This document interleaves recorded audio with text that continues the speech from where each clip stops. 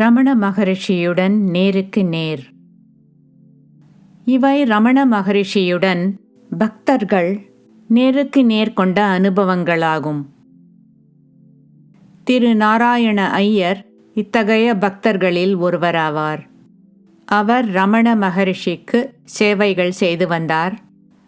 Mountain பாத் என்ற வெளியீடுகளில் விஷ்ணு என்ற பெயரில் அவர் பல கட்டுரைகள் அளித்துள்ளார். அவர் ரமண மகரிஷியிடம் முதலில் சென்றபோது அவர் நாகரீக கொள்கைகளை கொண்டிருந்தார். தன்னிச்சையாக பிணைப்புகளின்றி கருத்துக்கள் கொண்டிருந்தார். அவருக்கு ரமண மகரிஷியுடன் இருந்த அனுபவங்களின் சாராம்சம் இங்கு வழங்கப்படுகிறது. அவர் அளித்த விவரங்கள் பின்வருமாறு. எனக்கு மதத்தில் ஒரு விருப்பமும் இல்லை, நம்பிக்கையும் இல்லை. சாதுக்கள், சந்நியாசிகள், சுவாமிகள் இவர்களை பற்றியெல்லாம் கேலி செய்து வந்தேன். அவர்களை நான் மோசடிக்காரர்கள் என்றும் சமூகத்தை கொள்ளையடிக்கும் உயிரினங்கள் என்றும் தங்களுடைய சொந்த அனுகூலத்திற்காக ஜனங்களை மோசடி செய்யும் மனிதர்கள் என்றும் நம்பினேன். என்னுடைய ஒரே நண்பர் திருவண்ணாமலையின் கார்த்திகை தீப உற்சவத்தின் போது அங்கு தன்னுடன் வரும்படி என்னை அழைத்தார். கோவிலில் நடைபெற்ற தடபுடலான சடங்குகளும் வழிபாடுகளும் என்னை ஈர்க்கவில்லை. இருந்தாலும் எனது நண்பரின் மனம் வருந்தாமல் இருப்பதற்காக அங்கு செல்ல ஒத்துக்கொண்டேன். ஆசிரமத்தில் ரொம்ப கூட்டம் இல்லாததால் அங்கு தங்க ஒத்துக்கொண்டேன். அங்கு செல்லும் வழியில் மறுபடியும் சுவாமிகள் என்று சொல்லப்படும் தெய்வீக மனிதர்களை பற்றி நான் கொண்ட கருத்துக்களை மறுபடியும் சொல்லி வந்தேன். மேலும் எனது நண்பரிடம் அவர் செய்யப்போகும் வழிபாடுகளிலெல்லாம் நான் ஈடுபட மாட்டேன் என்று சொன்னேன். அப்படி ஒருவேளை உங்கள் சுவாமி வந்தால் நான் அவருக்கு நமஸ்காரம் செய்ய மாட்டேன். அவரை நான் அவமரியாதை செய்ய விரும்பவில்லை. ஆனால் என் நம்பிக்கைக்கு மாறாக நான் எதுவும் செய்ய விரும்பவில்லை என்று நான் என் நண்பரிடம் சொன்னேன். நாங்கள் ஆசிரமத்தை அடைந்தோம். உள்ளே நுழைந்தோம். தோளில் ஒரு துண்டும், கையில் ஒரு கமண்டலமும், மற்றொரு கையில் ஒரு கைத்தடியும் வைத்துக்கொண்டு நடந்து சென்று கொண்டிருந்த ஒருவர் எங்களை பார்த்ததும் நடப்பதை விட்டுவிட்டு நின்றார். எனது நண்பர் அவரை சந்திக்க விரைந்தார். நான் மெதுவாக அவரை பின்தொடர்ந்தேன். அவர் எனது நண்பரை மிகவும் அன்பாக வரவேற்றார். நண்பரின் தந்தையை பற்றியும் சகோதரரை பற்றியும் அன்புடன் விசாரித்தார்.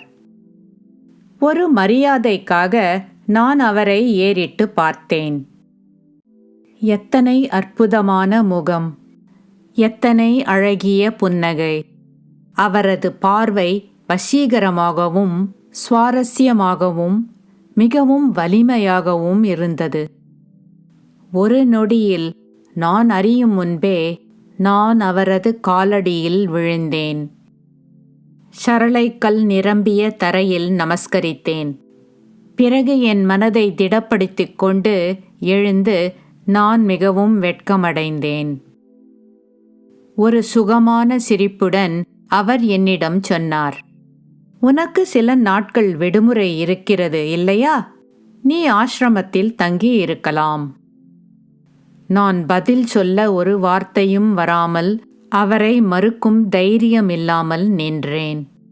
நான் திகைப்பில் மூழ்கியிருந்தேன். சிறிதளவு நேரம் கழித்து தெளிந்தேன். சில நேரத்திற்கு பிறகு நான் அவரிடம் அவர் ஏதாவது புத்தகங்கள் எழுதியிருக்கிறாரா என்று கேட்டேன். உள்ளது 40 ஒரு பதிவை பெற்றேன். அதன் முதல் வரிசையை படிக்க முயற்சி செய்தேன். எனக்கு ஒன்றும் புரியவில்லை. பல கடினமான சொற்கள் ஒன்றாக சேர்க்கப்பட்டு கும்பலாக்கி ஒரு கவிதை வரிசையாக அமைக்கப்பட்டது போல் எனக்கு தோன்றியது. இவர் எல்லோருக்கும் புரியும் விதத்தில் எளிதாக ஏதாவது எழுதக்கூடாதா என்று எண்ணினேன். அந்த சமயத்தில் யாரோ அன்று இரவே உள்ளது 40 பற்றி மகரிஷி விவரித்து விளக்கம் அளிக்கப் போகிறார் என்று சொன்னார்கள். அன்றிரவு சில 6-7 மனிதர்களுக்கு முன்னால் ஒரு சிறிய மேடையின் மீது அமர்ந்து மகரிஷி உள்ளது நாற்பதை விவரிக்க ஆரம்பித்தார். அப்போது மாபெரும் அமைதி நிலவியது. பூரண மௌனம் விளங்கியது. மகரிஷி முதல் வரிசையை படித்தார். அவர் அந்த வரிசையை படித்த விதம் அதன் பொருளை மிகவும் எளிதாக விளங்கும்படி செய்தது. ஒவ்வொரு வரிசையாக அவர் எல்லா வரிசைகளையும் படித்து வந்தார். மிகவும் இனிமையான மதுரமான குரலில் அவர் பேசியது எங்கிருந்தோ ஒரு அசரீரி வருவது போல் தோன்றியது. ஒரு சமயத்தில் அவர் ஒரு வரிசையை விளக்கிய போது, கடவுளை நம் கண்களால் பார்க்க முடியாது, நமது புலன்களால் உணர முடியாது. எனவே கடவுளை உணர வேண்டுமானால் கடவுளாகவே ஆக வேண்டும் என்று சொன்னார். அப்போது தண்டபாணி சுவாமி என்னும் ஒரு உண்மையான பக்தர் மிகவும் மாசற்ற களங்கமில்லாத விதத்தில் கேட்டார், பகவான் என்ன இதை தன்னுடைய உண்மையான அனுபவத்திலிருந்து சொல்கிறாரா? இத்தகைய குழந்தை போன்ற கபடு இல்லாத கேள்விக்கு மகரிஷியின் பதிலும் அதேபோல் தரப்பட்டது. மகரிஷி சொன்னார், அப்படி இல்லை என்றால் இவ்வாறு சொல்ல எனக்கு தைரியம் இருக்குமா? இந்த உண்மையை சாதாரணமாக புரிந்து கொள்வதற்கு நிறைய யோசனை செய்ய வேண்டும், பல மணி நேரம் சிந்திக்க வேண்டும். ஆனால் அது ஒரு நொடியில் எனக்கு முன்னால் மின்னல் போல விளங்கியது. அது என்னவெனில், சொரூப ஆன்மாவை நமது புலன்களால் உணர முடியாது. அந்த சொரூப ஆன்மாவாகவே ஆகிவிட வேண்டும். அப்படி ஒரு கடவுள் ஒரு உருவத்தில் நேருக்கு நேர் வர முடிந்தால் அந்த கடவுள் இந்த மகரிஷியேதான் ஆவார் என்று நான் உணர்ந்தேன். என் உடலெல்லாம் உள்ளுக்குள்ளிருந்து புல்லரித்தது. நான் மிகுந்த புலகாங்கிதம் அடைந்தேன். என் உடல் முழுவதும் புல்லரித்தது. என் மனதை திடப்படுத்திக் கொள்ள நான் வெளியில் சென்றேன்.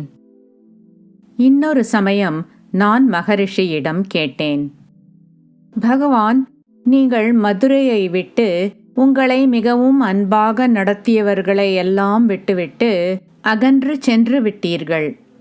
அவர்கள் கொடுத்த பணத்தை கூட திருவண்ணாமலைக்கு செல்லும் பயண செலவுக்காக எடுத்துக்கொண்டீர்கள்.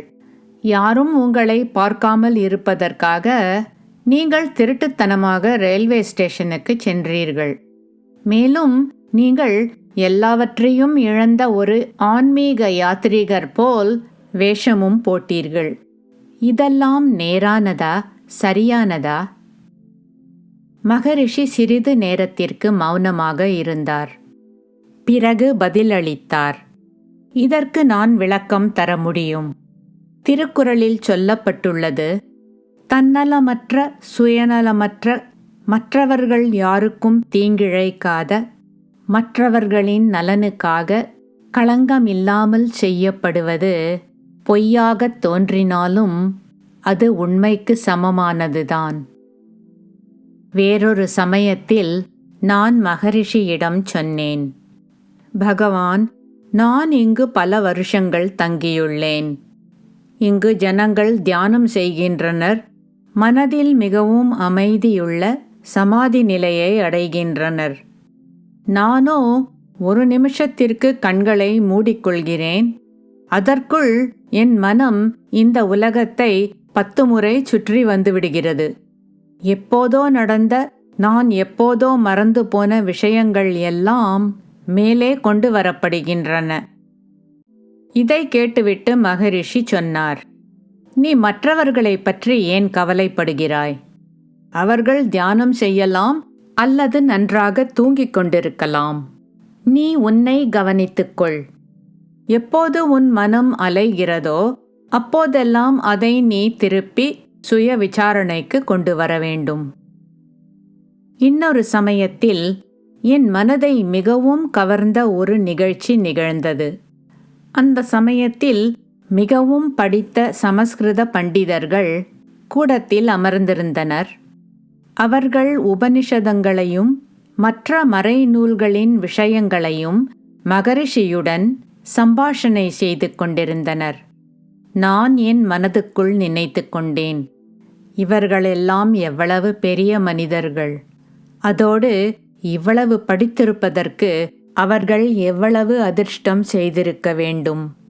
மேலும் இவற்றையெல்லாம் மிகவும் ஆழ்ந்து புரிந்து கொண்டு மகரிஷியுடன் சம்பாஷணை செய்து கொள்ள அவர்கள் எவ்வளவு அதிர்ஷ்டம் செய்திருக்க வேண்டும்!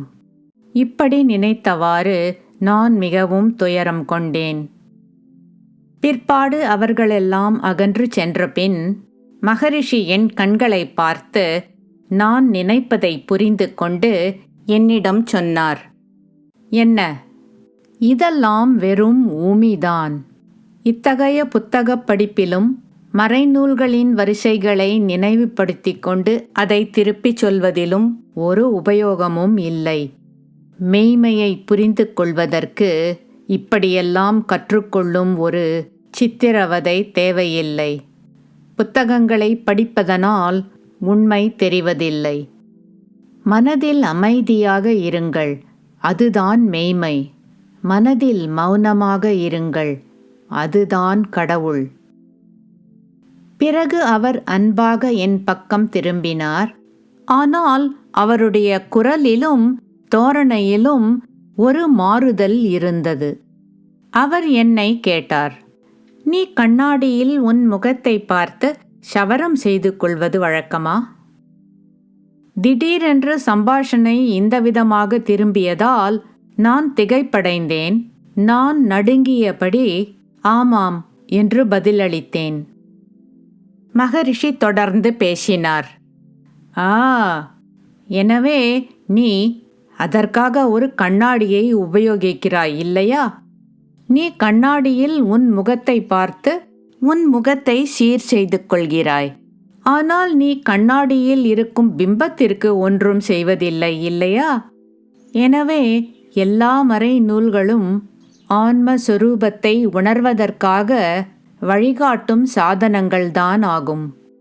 அவை பயிற்சி செய்வதற்காகவும் ஆன்ம ஞானம் அடைவதற்காகவும் உதவி அளிப்பதற்காக உள்ளன.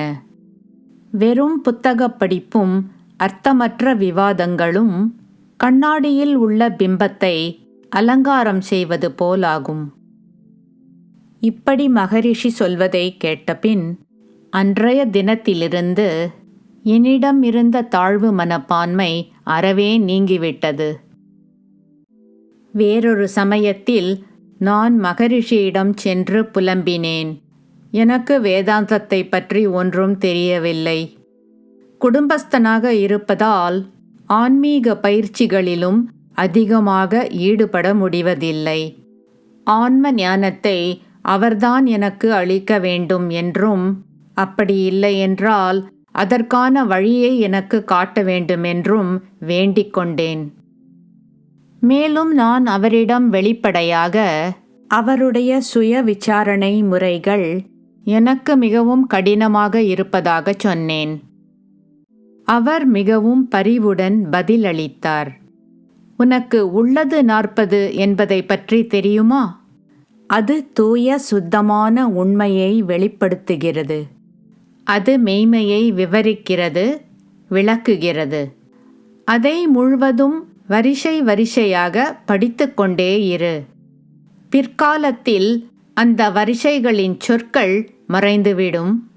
தூய மெய்மை மட்டும் பிரகாசிக்கும். ஒரு பாம்பு தனது வெளித்தோலை அகற்றிவிட்டு பளபளவென்று வருவது போல். வேறொரு சமயத்தில் நான் மிகவும் குழப்பமடைந்தேன். எல்லாம் மாயைதான் என்று சொல்வதை பற்றி குழம்பினேன். இந்த உலகமெல்லாம் நமது கண்களுக்கு முன்னால் தெரியும்போது இவையெல்லாம் மாயையாக எப்படி இருக்க முடியும் என்று மகரிஷியிடம் கேட்டேன். மகரிஷி சிரித்தார். பிறகு என்னிடம் கேட்டார், முந்தைய இரவில் எனக்கு கனவு ஏதாவது இருந்ததா என்று கேட்டார். பல பேர் படுத்துக்கொண்டு தூங்கிக் கொண்டிருப்பதாக கனவு கண்டேன் என்று நான் சொன்னேன். மகரிஷி சொன்னார், இப்போது நான் உன்னிடம் அந்த கனவில் இருந்தவர்களையெல்லாம் எழுப்பி அவர்கள் உண்மையானவர்கள் இல்லை என்று சொல்லும்படி கேட்டால் அது எவ்வளவு அபத்தமாக இருக்கும்.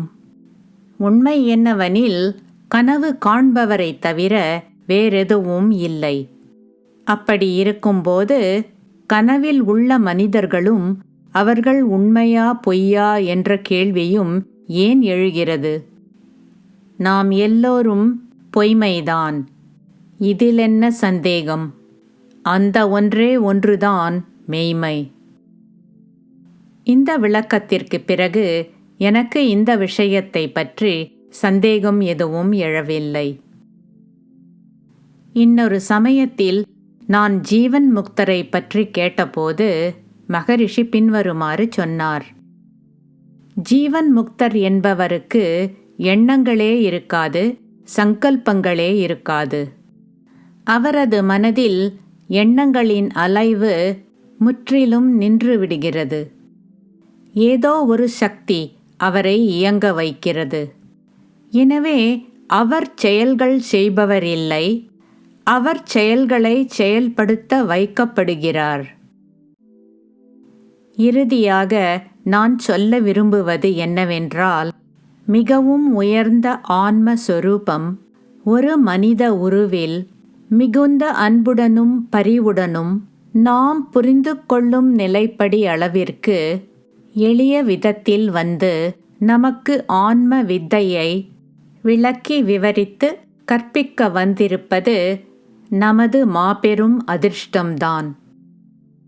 மகரிஷியுடன் எனக்கு இருந்த இந்த தொடர்பும் அதனால் எனக்கு ஏற்பட்டுள்ள விளைவுகளும் எவ்வளவு அற்புதமாக இருக்கிறது என்று நினைக்கும்போது, இத்தகைய பாக்கியம் எனக்கு கிடைப்பதற்கு நான் ஏதோ ஒரு சமயத்தில் ஏதோ பிறவிகளில் தெரிந்தோ தெரியாமலோ ஏதோ நல்லது செய்திருக்க வேண்டும் என்று உணர்கிறேன்.